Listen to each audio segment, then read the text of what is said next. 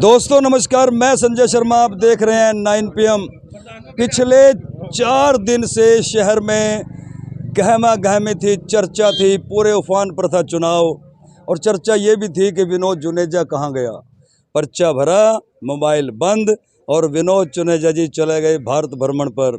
बड़े बड़े पूर्व मंत्री शंत्री घरोंडा में डेरा डाल लिया। विनोद जुनेजा को मनाया जाए, पर विनोद जुनेजा घरोंडा में हो तो मने। और आज मिल गया निशान मिल गया, कैंची। सीधे चलते हैं भाई साहब, निशान भी खतरनाक मिल गया, कैंची। नहीं, ये जो निशान तो मैंने बरखा था इसमें, कैंची का, फावड़े का और कुकर। पहले योजना थी पूरी, नहीं फावड़ा भी ऐसा नहीं, जो देखो सभी चुनाव आयोग ने जो अपना निशान दिया है, मैं उनका स्वागत करता हूँ। जो उन्होंने कैंची का निशान दिया जी, तो अब हम इस निशान को लेकर अपना घरोंडा की जनता के दरबार में जाएंगे। तो आप 3 साल से लगातार जा रहे हो। हाँ जी, बिल्कुल। और आपने वो प्रेम भी देख लिया होगा जनता का इस 3 दिन में कि विनोद जुनेजा हो रही थी पूरे शहर में, पर फ़ोन आपका बंद था। पर कहीं ना कहीं सूचना तो मिल ही रही होगी। नहीं, मैं ऐसा बंद नहीं था। फोन मंदिरों में जाने से पहले फोन रखवा दिया जाता है। अच्छा। तो इस वजह से वो बंद था। अच्छा। तो मैं अपना जो पर्चा भरने के बाद चुनाव लड़ने के लिए ठाकुर जी के दर्शन करने गया था, ठाकुर जी से आशीर्वाद लेने गया था इस चुनाव लड़ने के लिए। मतलब राजनीति पूरी सीख गया आप? नहीं, राजनीति ही नहीं, जो सच्चाई बता रहा हूं। पता था आपको कि भाई ये पर्चा भरने के बाद विनोद जुनेजा इतनी बड़ी तोप है कि बड़े बड़े मंत्री संतरी आएंगे दबाव देने के लिए, पता था आपको? देखिए, मेरे को नहीं पता था कौन आएगा कौन नहीं आएगा, और कौन आया है कौन नहीं आया है, ये भी नहीं पता। नहीं, मेरे को नहीं पता है। मैं तो देखिए, मैं जिंदगी में 53 साल की उम्र में अब गया हूँ। मैं 53 साल में पहली बार ठाकुर जी के दर्शन। अच्छा।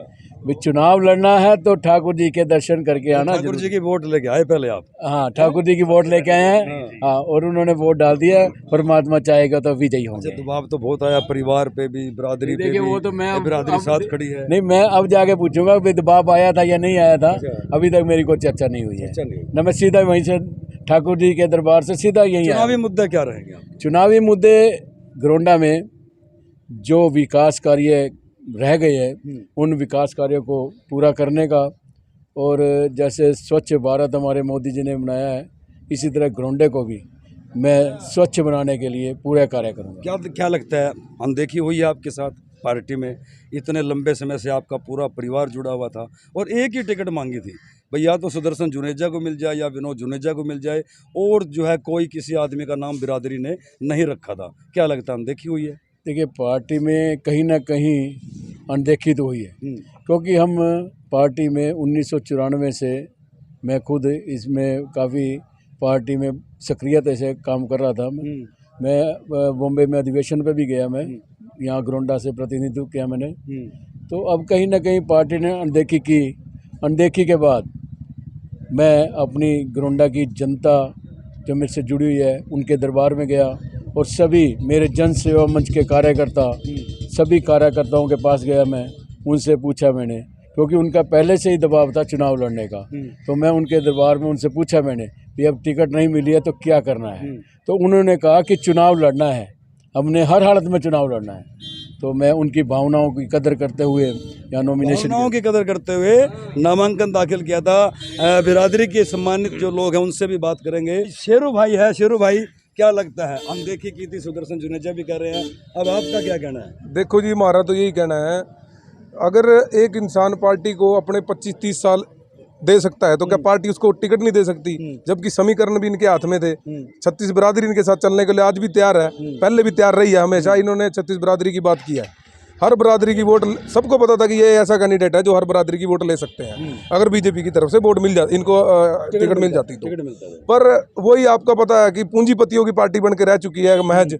जिनों के पास पैसा है उनकी वो पार्टी बन गई, पर दिल में हम आज के टाइम में घरोंडा, हाँ जी, घरोंडा के जुनेजा जी हैं, विनोद जुनेजा जी हैं घरोंडा की जनता के दिल में, जो कि उन्होंने वो काम, मतलब साथ हो विनोद जुनेजा के? हाँ जी, जरूर, फूल के साथ है जी, कोई चक्कर नहीं। हाँ जी, बिल्कुल खुल्लम खुल्ला। हाँ भाई साहब, क्या कहोगे? आप तो पूर्व पार्षद रह चुके हो। बहुत बढ़िया है।